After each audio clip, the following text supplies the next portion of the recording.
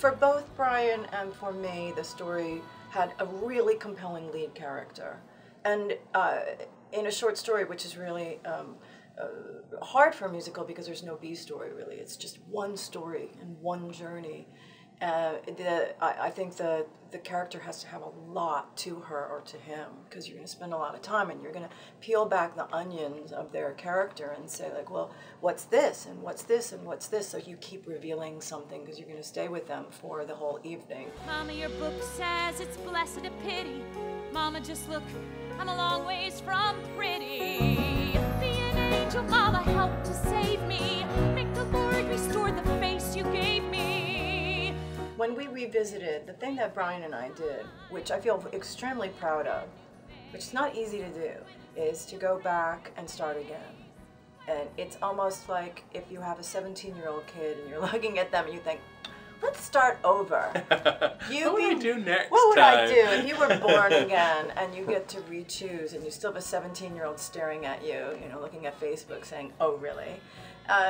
So that's what we were faced with. And I think it was our first piece. And looking back, we were thinking, what would we re-choose?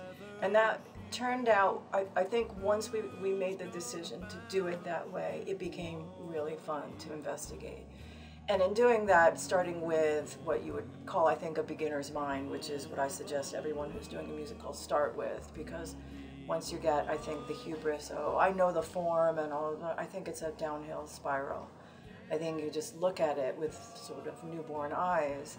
And I realized that the metaphors and the conflict are very intact. And we just had to, and I just had to really recognize them, clarify them, communicate them, and then make sure that every scene dramatized them. So that the journey of being alive is the bus ride. It's the train ride. It's the subway ride. If you're lucky enough to be alive, you get placed on the planet with people. You get placed in a school room, you get placed in a camp, you get placed in this room with people you get come to by circumstance, and that's the way it works. You travel together. And then you see obstacles against that, which are put in place to reveal how badly you want something. And so when we start with that, then we realize that that's true for everybody, not just this one girl. And his breath is so warm. Mine is short and my ears are ringing. Everywhere my skin is singing. Lay down your head and sleep. So then we started working from there about parenting and what the world expects from people of how they look.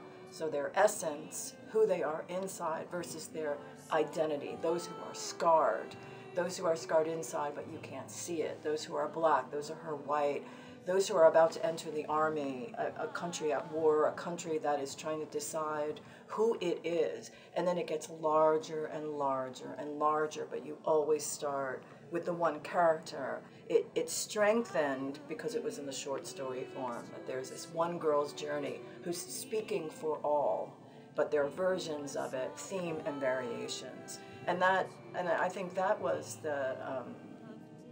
that for me was the crux of, oh, look at what this is riches. Are we using all of the things? Are we mining all of it? And that's what was really great about it, kind of going back to it and speaking to a country, the race issues, the politics, the army, and the state of a woman who's starting to make big decisions like women are just about to embark on in the 60s.